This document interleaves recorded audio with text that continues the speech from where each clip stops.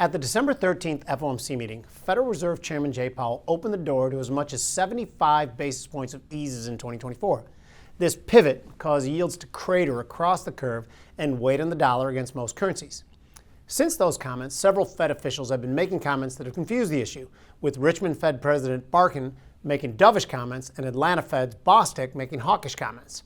Perhaps not coincidentally, the euro seems to have reflected some of the indecision and has stayed in a tight range since December 13th.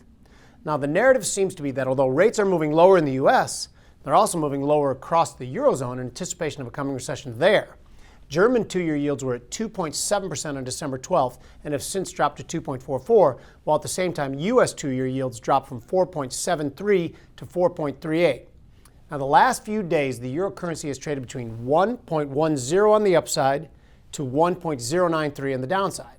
Now, the narrative could change quickly with any significant surprises in U.S. GDP on the 21st, and then the PCE number, which is supposedly the Fed's preferred measure of inflation, on the 22nd.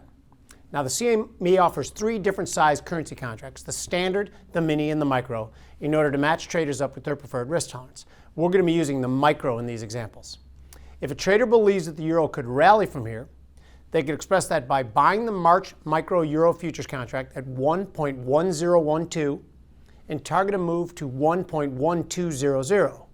A stop for this trade could be placed below at 1.0912. Now, this trade could make $235 if the target is reached and risks $125 if you're stopped out of your level. Now, if a trader believes the euro could fall from here, they could express that by selling that March micro euro contract at 1.1012 and targeting a move to the December low concentration area of 1.0800. Now, a stop for this trade could be placed above at 1.1150. Now, this trade could make $265 if the target is reached and risks $172.50 if you're stopped out of your level.